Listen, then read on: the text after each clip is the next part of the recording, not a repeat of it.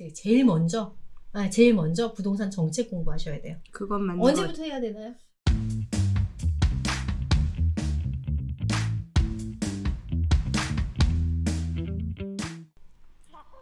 부동산 중개업의 진짜 현장 이야기를 전국 부동산 시장에서 이미 이름을 날리고 계신 분들과 함께 만들어 갑니다. 부동산 현장의 특급 노하우 네오비 TV를 통해서 만나실 수 있습니다. 아무도 알려주지 않는 찐 중개 실무 이야기 지금부터 시작하겠습니다. 부동산 중개업의 새로운 패러다임을 만들어가고 있는 네오비 TV의 이명수 인사드립니다. 세종 몽땅 부동산 정진숙입니다. 우리 얼마 만이에요? 몰라요. 바로 만났어요. 며칠 전에 헤어졌다. 며칠 후에 다시 만났습니다. 저희 영상 엄청 오랜만에 올라간다고 아마 되게 오래 기다리셨던 분들 많았을 텐데 네. 저희가 지난번 영상을 찍고 너무너무 바쁘셔서 또 저도 너무너무 바빠서 맞아요. 둘이 만날 수 있는 시간이 없었어요. 요즘에 부동산 시장 한가하다는데 그러겠다가 큰맘 먹고 찍었는데 이게 웬걸? 대형 사고를 지난번에 쳤죠, 얼마 전에. 네. 엄청 큰 대형 사고를 쳐서 저희가 6시간? 그때 몇 시간 떠들었죠? 한 4시간. 4시간? 4시간 동안 목이 타도록 열심히 네. 찍었는데 영상을 살릴 수가 없어서 오늘 다시. 긴급 버전으로 다시 수집을 했습니다. 그때의 영상과 오늘의 영상이 과연 같을지는 모르겠으나 열심히 한번 다시 도전을 해보겠습니다. 오늘 첫 번째 이야기. 오늘 저희가 얘기 나누고 싶은 건 네. 부동산 중개업을 잘하려면 음. 꼭 해야 될 공부 뭐가 맞아. 있을까? 여기에 좀 중점을 두고 얘기를 나눠보고 싶습니다. 네. 그 첫 번째로 제가 진짜 질문도 많이 듣고 답변도 되게 많이 하는데 많은 분들이 간과하고 계시는 정책 얘기 나눠보겠습니다. 대표님, 네. 세종은 별로 정책에 별로 문제가 없었잖아 지금까지? 왜 그래요? 세종특별자치시도 서울특별자치시와 항상 정책은 함께 갑니다. 아, 그렇구나. 지방 도시임에도 네. 유일하게 서울과 같은 규제 지역을 받고 있는 세종특별자치시도 정책에 굉장히 민감하고요.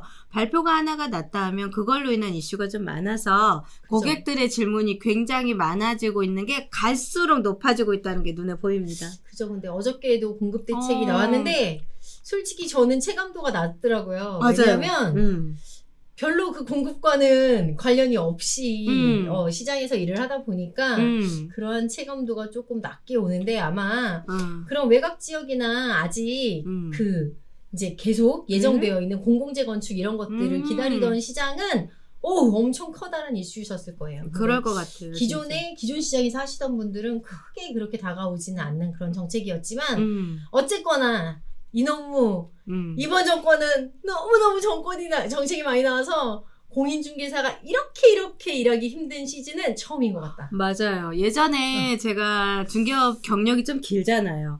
제가 할 때는 사실은 사무실 아파트 단지 내에서 아파트 1가구 1주택 비과세 조건, 일시적인 2주택 비과세 조건과 취득세 유율, 그 다음에 하나 더 깊게 들어간다고 하면 양도소득세. 저 양도소득세 그때 막 신고도 대신 해주고 세금 계산도 해주면서 저 완전히 막 전문가였었던 포스가 느껴졌었던 시장이었는데 지금은 아니에요. 그거를 알아서는 고객들이 저를 전문가로 인정을 안 해주는 것 같아요. 맞습니다. 네. 지금은 그냥 단순히 양도세만 알아서 되지도 않고 안 돼요. 이게 취득세만 알아서 될 일도 아니고 증여세만 알아서 될 일도 아니고 이게 서로 믹스가 되게 많이 일어나고 있는 시즌이어서 되게 어려운 중개하기 어려운 시즌인데 무엇보다 중요한 건 원래 세금을 잘 알아야 되는데 현재는 세금보다 정책을 더 잘 알아야지 이제 세금에 대한 적용도 쉽지 않나. 그쵸. 되게 많은 분들이 묻습니다. 정말 많이 묻습니다. 공인중개사 준비하려면 어떤 공부를 해야 될까요? 이 얘기 진짜 많이 듣는데요. 맞아요. 제 입장에서는 예전에는 뭘 좀 하세요 이런 얘기를 많이 드렸지만 지금은 퍼스트 제일 먼저 부동산 정책 공부하셔야 돼요. 그건 맞는 언제부터 해야 되나요? 그거는 2017년도 8월 2일 대책. 그게 가장 그죠. 지금 획기적이었기 때문에 그 대책부터 시작을 해서 얼마 전에 1월 6일 날 또 하나 발표된 그렇죠. 대책까지 해가지고서 많은 대책이 책으로, 그러니까 그 대책 대책서도 보면 제가 느끼는 게 뭐냐면 신문에 조각조각 나와 있는 대책서나 이렇게 움직이고 있는 대책서 그 간단 명료한 거 있잖아요. 예. 그거를 봤을 때는 저도 헷갈리고 소비자도 헷갈리게 되더라고요. 그래서 원문을 뽑아서 읽어보는데 이 원문을 뽑아서 제가 한번 출력을 해봤어. 양이 어마어마하게 많아요. 그죠. 거의 엄청 많아요. 24, 5번의 대책이 발표가 됐기 때문에 네. 페이지당 기본 12페이지부터 시작을 해서 한 20페이지가 넘는 게 들어가다 보니까 양이 되게 많더라고요. 그래서 저희도 사무실에다가 이렇게 많은 정책집 원본을 뽑아서 다 이거를 묶어서 스프링으로 묶어서 저도 계속 돌아가면서 보는데 이 정책을 알면 돈의 흐름도 보이고요. 그 다음에 고객들한테 상담을 할 때 이런 부분에서 조금 컨트롤을 좀 해드리고 컨설팅도 좀 해드리다 보면 고객들이 와 진짜 전문가 그런 느낌 많이 인식이 되고 제 스스로도 이제 길이 보이는 것 같아요. 그 다음 전략이 보이죠? 정책을 알면. 그쵸. 근데 이제 정책을 많은 분들이 이제 특히 다주택자이신 수많은 분들이 정책이 신규 대책이 나오면 네. 거부하실 거 거부. 도대체 뭐야? 이번에 25번째 정책 나왔어 막 이러면서 모두들 거부하시겠지만 실제 중개를 하시는 분 입장에서는 정책을 모르면 이분이 다주택일 때 취득세 중과가 어떻게 일어나는지 그렇지. 어떤 주택을 샀을 때는 중과 없이 매입하실 수 있는지 이 네. 또한 네. 공인중개사가 핸들링해드려야 되는 방향인데 맞아요. 그 부분을 간과하시고 넘어가게 되거든요. 그래서 부동산 중개업 내가 해야 되겠다. 특히 조정대상 지역에서 해야 되겠다. 라고 하시는 분은 무조건 정책 공부 1번으로 꼽으셨으면 좋겠습니다. 그렇습니다. 정책 공부를 아까 조금 전에 정진숙 대표님 말씀하셨지만 2017년 8월 2일 대책부터 보셔야 되는 가장 큰 이유가 그날을 기준으로 거주요건, 비거주요건이 갈려요. 그쵸. 예. 그게 제일 크고 그 그쵸. 이후에 또 다른 대책들을 통해서 실거주 그러니까 일시적 1가구 2주택이 2년이었다가 그렇지. 1년이었다가 막 이렇게 바뀌기 때문에 그쵸. 정책 공부를 하시겠다라고 하면 현재의 상황만 반영하시면 안 돼요. 마지막 결과물만 보면 안 되고요. 네. 전부터 네. 기준을 2017년 8월 2일 대책으로 세우시고 네. 여기다가 플러스 그렇죠. 마이너스를 계속 해 나가셔야 돼요. 그렇죠. 그래야 그분이 언제 취득하신 주택이냐에 따라서 달라지는 거죠. 그쵸. 올해만 해도 분양권, 입주권, 주택수에 이제 들어가기 시작하잖아요. 그렇죠. 그런 것처럼 언제 취득하신 주택이냐에 따라 틀리고 또 그 1가구 2주택 기준 뭐 이런 거 적용할 때 분양권은 원래 해당이 안 됐었는데 그쵸, 해당이 되는 1일부터. 것도 그분이 취득한 시점에 무주택자였냐 아니었냐 뭐 이런 거에 따라서 다 다르기 때문에 그렇죠. 그러한 것들을 같이 검토하시려면 무조건 네. 정책 공부 먼저 하셔라. 맞아요. 조금 전에 말씀하신 것처럼 정책 공부는 원문으로 해라. 맞아요. 실제 일반 소비자는 부동산 정책하고 관련된 자료를 기사로만 보셔도 충분하시거든요. 그쵸. 그런데 저희들은 전략을 세워드려야 되잖아요. 그럼요. 예외 조항이 너무 중요해요. 그럼요. 거기에 네. 나열이 되지 않았던 거, 그러면 얘는 이렇게 해도 되겠네? 얘는 이렇게 해도 되네? 그러면서, 저 같은 경우도, 이게 이렇게 됐으면, 다른 방법을 노선을 잡아서 고객들한테 이런 방법으로 좀 안내 좀 해드리고, 이렇게 할수록 제가 봤을 때는 고객들한테 전문가적인 느낌도 많이 나고, 고객들을 제대로 아우르고 컨설팅 할 수 있는 부분이 있어서, 중개업을 제대로 하고 정말로 열심히 잘하고 살아남는 방법, 그 중에 하나는 정책 공부. 네. 정말로 저는 지금 여기 이명수 대표님하고 얘기하지만 정말로 이거는 해야 될 너무너무 거. 중요한 공부예요. 진짜. 그리고 또 하나는 아까 말씀드리려다가 제가 딱 까먹었다 다시 생각났는데 뭔데요? 정책은 부정하시면 안 돼요.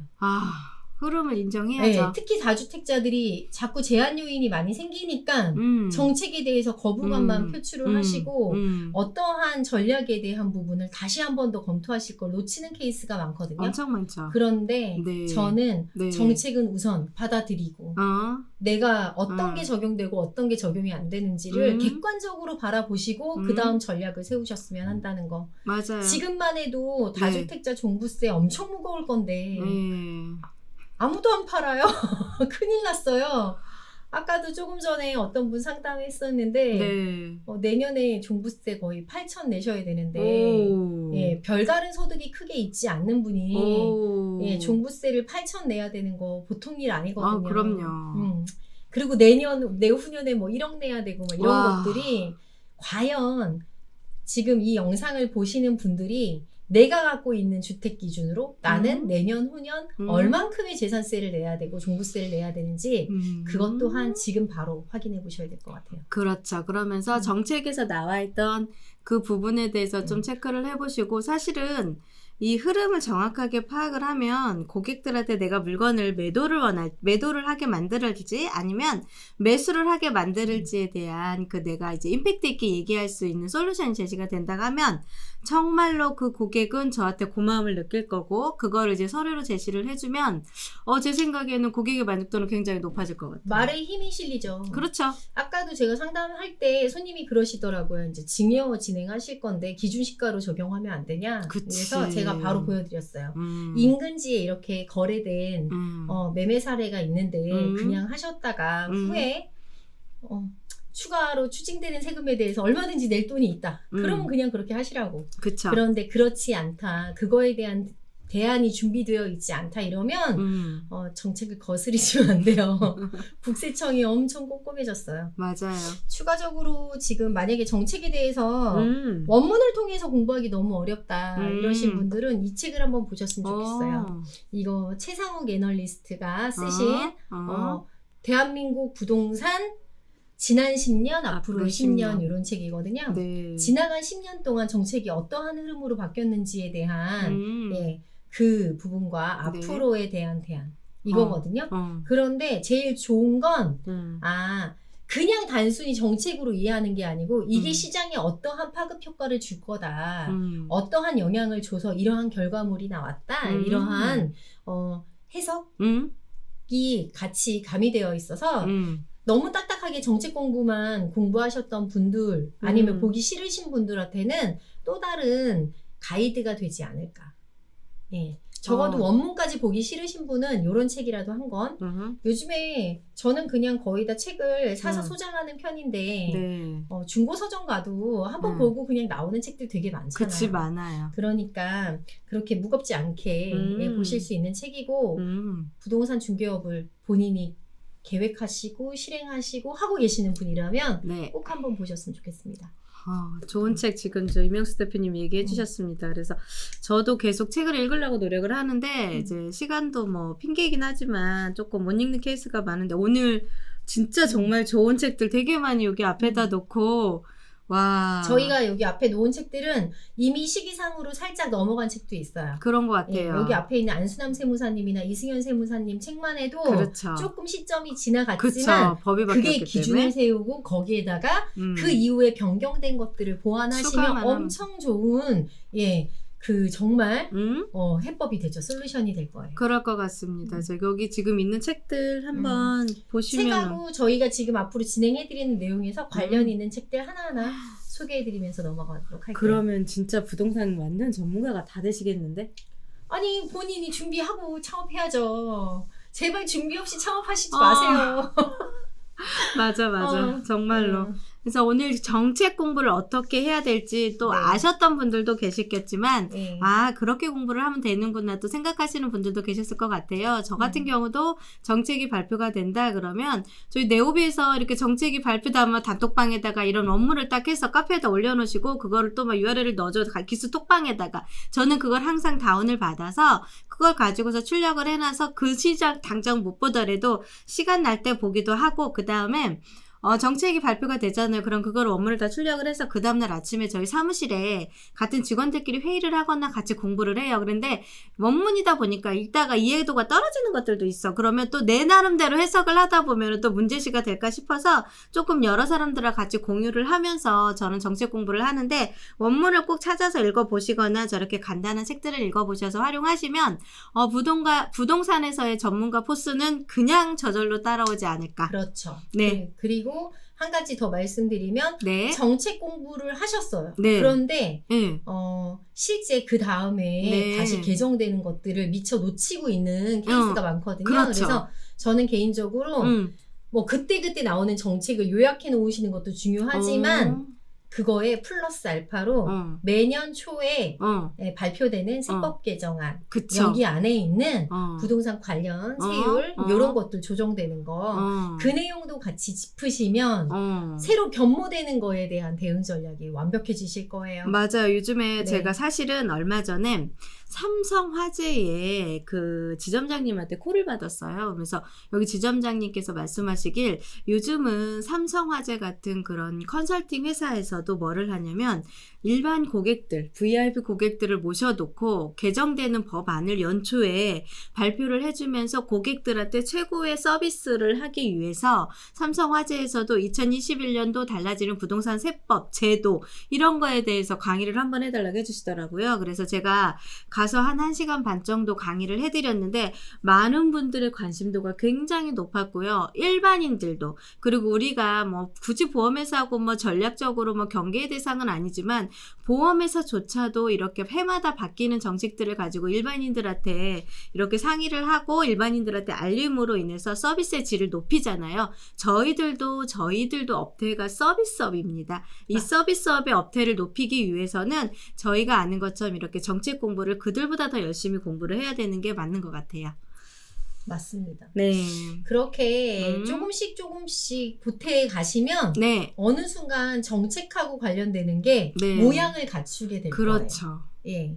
그리고 한 가지 더 말씀드리면 이번에 아마 저희 3월인가 4월달 정기 세미나를 제가 정책에 대해서 진행을 하거든요.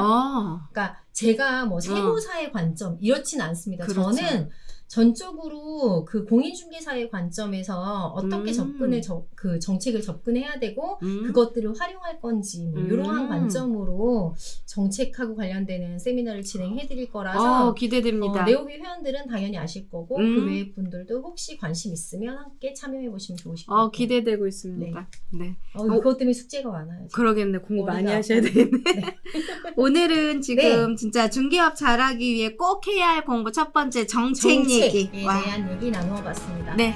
정책으로 대표님들이 정말 무기장착하시고 중개업 잘 이어가시는 날들 되시길 바라겠습니다. 감사합니다. 그럼 여기서 마치고요. 저희는 다음 내용으로 찾아뵙겠습니다. 감사합니다.